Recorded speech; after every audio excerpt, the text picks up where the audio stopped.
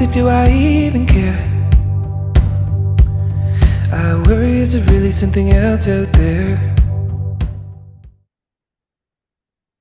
Welcome back to East Coast DNA. Today we have a festival organizer and much more. We'll get into that a little bit more. So, welcome, Sara. Thank you. Thanks for having me. So, anyone that's watching the video component of the show today could probably see right off the bat that you've got your branding on point. So, you've got the Ingo hat and sweater on. Yeah. So maybe that's a good point to start at. INGObeach Music Festival is what I wanted to have you on here to discuss, but you have a much bigger thing going on there too. So you're calling in from Ingonish and Ingonish. and that's in Cape Breton near the Highlands National Park for the touristy folks out there. Yes. Yeah. Just off the Cabot Trail. So you're born and raised in that area? No, I was born and raised in Sydney. Okay. So after high school, I went to university in Halifax at Nova Scotia College of Art and Design University.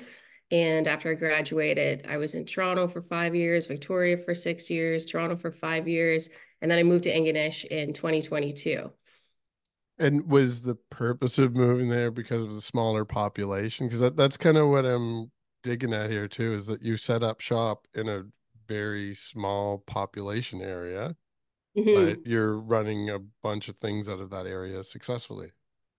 Yes. Well, thank you. Ingonish is my favorite place in Canada or the world, probably. I grew up spending my summers here and also skiing in the winter at the ski hill.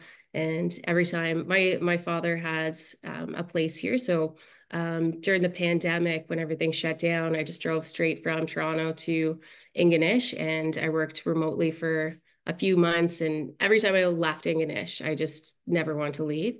So it was always the goal to move back and get back to Cape Breton and yeah, start my own business. And yeah, it's a very rural place, but it's an incredible community. And I just I love the beaches. I love skiing in the winter. So it's absolute paradise. And so the branding that you're using ties in with the specific location. There is a beach involved, and we Yeah. will get to the music festival, but let's start a little bit with your business first. Mhm. So I own Bryden Creative Incorporated. And so underneath that is INGObeach Events and Apparel. So with that, I have the INGObeach clothing line and then INGObeach Pride as well. So we do INGObeach Pride apparel that's specific to the festival. And yeah, it's just when I was visited here, I saw there was an opportunity that you couldn't really buy anything that said Ingonish on it, and Ingo is a term that a lot of the locals use just like a nickname for the place, and Mhm. so yeah, I love design, and I did some Pride merch last year and did these hats, and these hats just like they sold like that. So I definitely saw an opportunity to kind of build the brand a little bit. Added some hoodies and added some more fun stuff for the summer. We have some really cool merch with the new INGObeach Pride logo coming up. So yeah, that's kind of how that started. Yeah, it's just a little side project that I hope I can grow this summer for sure. And anybody that's looking for the apparel piece, if they go to your website, ingobeach.com, INGObeach.com. Yep, then they slash can merch. mail Mhm. order from there. They can, yes. And that will include the upcoming Pride merchandise as well. Yes. So Okay. so Katie Lemon, she did the design. I actually have the poster right here for INGObeach Pride. So you can see like the new logo there. So the Pride merch will have the new logo on there. And we'll do some mock-ups, just putting our order in for the merch this week. So all those mock-ups will be on there and people can pre-order if they want to, secure their size and pick up at the festival. And there will be some available for sale at the festival. Awesome. And so we should probably get into the festival. So it's a pride festival, it's a music festival, it's a celebration of Ingo Beach. Yeah. So yeah, where did the idea come from? And this is a fairly new festival, so maybe some people are not really familiar with the whole concept. So maybe Mhm. you're just going to give a little overview. Yeah, so this is the second year. So it takes place June 28th to the 30th in Ingonish Beach. The idea came about during a conversation I had. I booked Breagh Isabel. When I first moved here, I was working for the ski host or marketing manager, and I started the Smoky Sessions concerts. I did those for 2022. I booked Breagh for one of those shows, the first one. And I know Breagh, she grew up, she's younger than me, but she grew up in the same neighborhood that I grew up in Sydney. And we have a lot of mutual friends like Ria Mae. So we started chatting about how many amazing queer artists there are in Nova Scotia and the Maritimes, and how fun it would be to bring everybody here to do something at the beach, just like a pride festival, but have it by the beach and have it and switched up a bit. So it's a lot of pride festivals happen downtown in cities, and here it's kind of it's a weekend getaway. You're out in nature. There's lots of activities. You're camping, getting to know like a lot of the people that are there for the festival without so many distractions of other bars and other events happening. Everybody is there for the festival and to meet other people, and there's a real big sense of community. And yeah, so that's how it started. So I reached out. I was chatting with Ria, and everybody was on board. And last year was an absolute blast. Yeah, just it's a different conversation this year. We had a lot of artists, over 35 artists that applied, that wanted to play. And I was invited as a delegate at Nova Scotia Music Week, so I got to meet with a lot of the musicians that were interested in performing, and also see them perform. That's the good thing about Nova Scotia Music Week, because there's so many different musicians playing, for the Mm-hmm. 30 minutes. You can bop around and see a bunch of different performances. So yeah, so it was a different conversation than last year. Last year was explaining, okay, this is what we're trying to do. This is where it is. Word of mouth afterwards. Not a lot of people heard about it last year, as it was the first festival, but the word got out, and I had a ton of people reach out that wanted to take part of it, and people booked their campsites before we even announced a lineup. So yeah, it's great. It's a lot of people said it was like going to queer camp. It's that whole sort of like camp vibe, because you're right. You're the main stage is at the soccer field at Ingonish Beach. So the beach is right there. It's 500 meters from the Cape Breton Highlands. The Ingonish Beach campground too.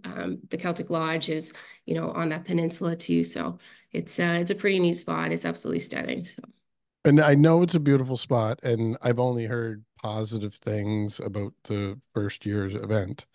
I'm curious though, with it being a small community and kind of like, we know that not everyone is super open-minded these days either.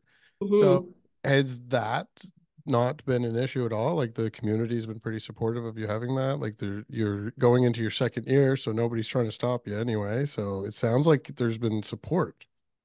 Yeah, there's been a ton of support. When I first moved here, I did notice that there was a great 2S LGBTQIA plus community. And just hearing some stories, how challenging it was growing up, being queer, being gay in rural Cape Breton, where, people I guess maybe didn't have access to the resources that we have now, and we're in a different time now. But I thought, this is important, especially, there was a lot of things happening across the country last year with, drag performers, and, the protests about that. It's so important to, move forward with love instead of, moving backwards. And there's only one person that I was pitching it to last year that kind of had some, I had to, involve just with the space in the community. And they did question. They're like, "Are you sure you want to, call it Pride?" And I said, "Absolutely. There's no doubt in my mind." And so people came up to me at the event last year. A friend of mine, she just came up with her wife, and she's like, I can't believe I'm attending a Pride festival in the soccer field where I used to play soccer. Never in my life did I ever think that we would get here and this would be happening. Jeffrey Pearson, who's president of the Ingonish Pride Society, he had a really rough time growing up being gay, and was away for years and moved back after COVID. And once he got wind of it, he wanted to take part of it last year. Was absolutely fabulous to work with. Now he's the president for the Ingonish Pride Society. So Amazing. it's really beautiful just hearing the feedback and hearing the stories that have been shared with me. No, that's awesome to hear. I did hear some of the negative stories last year, brief, small encounters with some of those folks throughout the year, but yeah, it's great to hear that you're not having that. That's a very positive outcome. And at successful music festival on top of that is also not that easy to pull off, especially Yeah. in a remote community. So you're able to pull people in from all different areas to travel up there. So that's Yeah, very exciting. it definitely comes with its challenges being in rural Cape Breton, just getting, the stage, the fencing, the volunteers, everybody up here, accommodations.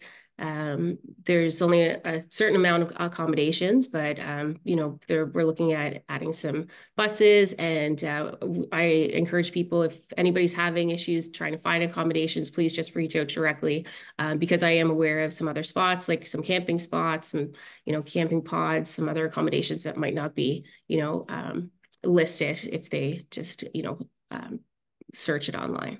Yeah, and with the Victoria Day weekend, we've had some good weather come, so it seems like we actually are going to have some good camping weather come the next month or so. So I'm Yes. getting excited for that myself. Yeah, it's nice to finally be kind of out of the dreary spring, and Hmm.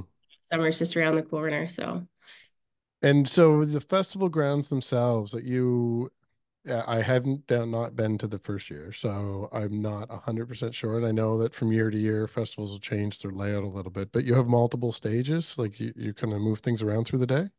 yeah, so we just had the one stage at the soccer field last year, so that will be the main stage again Okay. for Friday and Saturday night. Last year we did all ages at the main stage, and this year the main stage is going to be 19 plus. Hmm. And we've added an all ages stage at Freshwater Lake. So it's near the entrance to the park Hmm. in the center of Ingonish. Which is, you can walk to from the campsites. It's not a very far walk. And so there will be second stage there Saturday day. So we'll have some yoga in the morning, and then performances starting at 11, and then followed by DJ Eddie Hedfones in the afternoon. We did have the pool party with Heist performed last year. We did a drag lip sync roulette at the pool, and it was such a blast. I got a ton of people reaching out, asking if that was going to happen again. With the Celtic main launch being closed, the newer facilities at the Celtic will remain open, but the main lodge is closed and the pool is right next door. So they've decided to close the pool for the year, but Freshwater Lake warms up pretty quickly. People were swimming there. It was a week before last year. It's nice and central, and we're gonna have a vendor market there with the stage and beer tent, and the youth project will be there doing some tie-dye workshops and face painting and button making. So yeah, and so the all ages stage, it's just by donation to the Ingonish Pride Society and the youth project. Hmm. But this year, so we have the main stage, the all ages stage. Then we have the Celtic Lodge that's doing the after party with DJ Eddie Hedfones following the main stage. That will open. Doors will open at 10:30, and he'll play till 1:30 at Kaylee Hall at the Celtic. Friday and Saturday night. Just feedback from last year, because we were on Parks Canada, there is a curfew. Hmm. So everything has to be shut down by 11, and people are kind of like looking for something to do after, keep the party going. So we listened, and we added that for Friday, Saturday night. And then the Periwinkle Cafe, which is fabulous. They are going to have Collectivo from 4 to 6 p.m. on Saturday following the all ages stage. And so that will be like a little aperitivo performance. Go there for a glass of wine, some charcuterie, before you head down to the main stage. So we have those three venues or four venues. Yeah, four venues. That's pretty amazing shift from one year to the next. And kudos for including the youth. I mean, I don't want to knock any other festivals. I have in the early days of my podcasting, but I realize there's a lot of different factors going into these festivals, but going to 19 plus is a necessity sometimes. And the fact that you were still able to incorporate youth and keep everything going. I want to hear afterwards how successful it was so we can encourage some other festivals to include that same type of thing. Yeah. Well, the reason behind that was last year, with the beer tents being in Cape Breton, everybody was just kind of gathered in the beer tents, and we had to fence it off because it was all ages. We didn't have that many people that were underage, so we thought, you know what, let's do an all ages stage with some performances. We have Bradley Murphy, Moira Claire, and another performance that's going to be announced. And then DJ Eddie Hedfones for that, sort of same pool party vibe, kayak rentals, paddleboard rentals. But at the main stage, this will open it up so people won't just be all like kind of gathered in the beer tent and take their drinks and walk around, and it'll just open it up and it'll be a better vibe. That's great. And you gave a couple artists that would be performing there, but maybe you give a rundown of who's performing on the main stage there as well, because I did look. It's quite the list you got this year. Yeah, so we will have the openers for Friday and Saturday to be announced. But following the opener on Friday night, we have Ashley MacIsaac, who will be joined by another artist on guitar. And then this year, we have Ria Mae returning. Last year, she was full band last year. And we're doing a songwriter circle format with Ria, I guess, like leading the songwriter circle. So joining Ria is Kenney, Breagh Isabel, and Pillow Fite. And Pillow Fite was one of the bands that I saw at Nova Scotia Music Week, and I just loved their music's amazing, but they also have incredible stories that they share about the stories behind the songs. And Ria is just if you haven't seen Ria in kind of like an acoustic sort of unplugged setting, like I've known Ria for over 20 years, and that's how I've always known her to be she is an incredible singer-songwriter, but she's hilarious. She has great stories, and I saw her at a songwriter circle at the casino at the new the Bruce Guthrow space with Gordy Sampson, Jimmy Rankin, and Dylan Guthrow, and it was so great to kind of back to sort of her roots. So yeah, I talked to Ria, and she was definitely, she wanted to do it like this year to switch it up from last year. So Mo and Breagh, they're incredible, have incredible stories. So that will be happening on the main stage, and then following the circle, we have Skunk Motel, bringing the energy, all girl like rock punk band, like really, really stoked. They're releasing some new music in the next couple of weeks too. And so it's going to be a nice high energy kind of close, and people head up to the after party. And then Saturday, we have, again, opener to be announced, and local favorites, Good Dear Good, Tim Hatcher, who's the lead singer. Oh, there you go. Right on. Awesome. I love those guys. Good Dear Good. They're incredible. They just won Rock Recording of the Year for ECMAs. So well deserved. Not only are they incredible musicians, they're incredible people. I just get the biggest kick out of them. So they're going to be performing. Tim's just from Neils Harbor, so just like 15, 20 minutes away from Ingonish. So they'll be performing. And Friday, I forgot to mention, of course, everybody's favorites, Tracy Martina, they're hosting Friday. Yeah, so they're so amazing at hosting. They hosted last year, and they go above and beyond and do custom bits, and everybody is really stoked to have them back on Friday night. So they're hosting Friday night, and then Lemon from Canada's Drag Race is going to host on Saturday night. So Lemon's hosting. So it's good, you're good. And then we have Ralph coming, who's currently on tour with Rêve, and who's toured with Ria Mae in the past. And then Lemon will do a performance, and then Rêve. We're so excited to have Rêve here. Just some high energy dance music.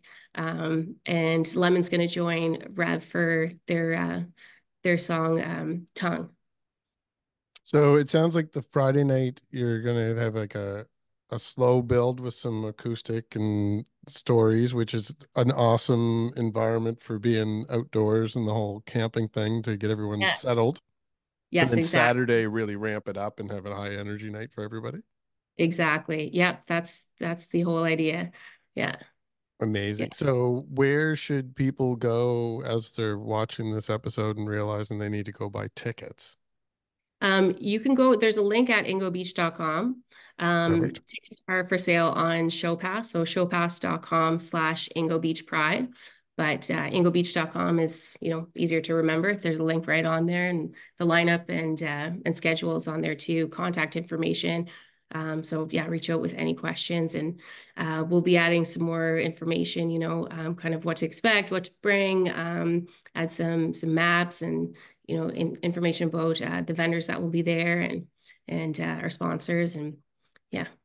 Amazing. We'll be shared some of that information through our social media as well, and be sure to send people to your own accounts. We'll put links in the description for this episode as well.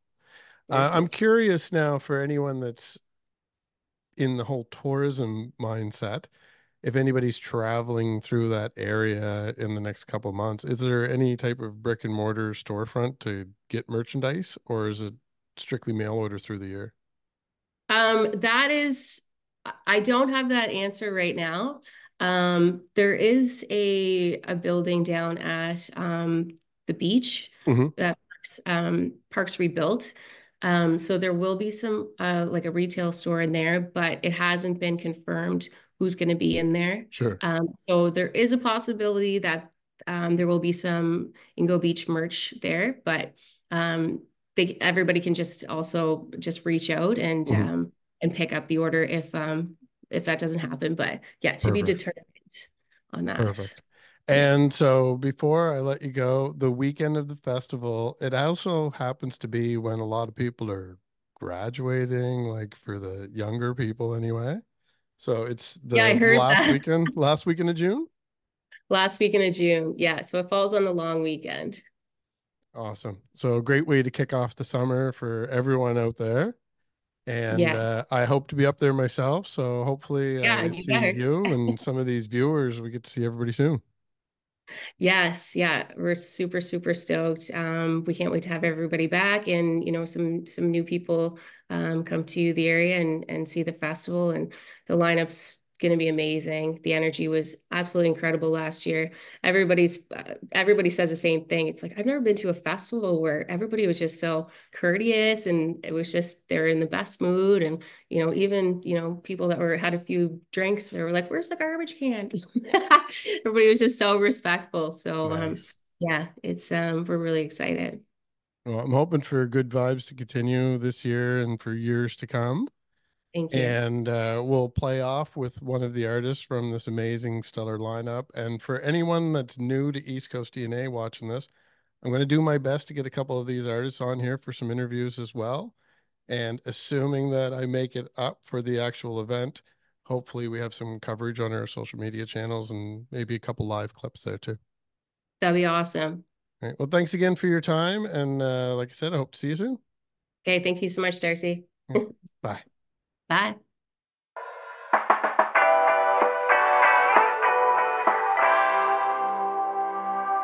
Is it really worth it? Do I even care? I worry, is it really something else out there? It floats to the surface with its menacing glare, asking why I gotta be so insincere. Fumbling forward, struggling forward now.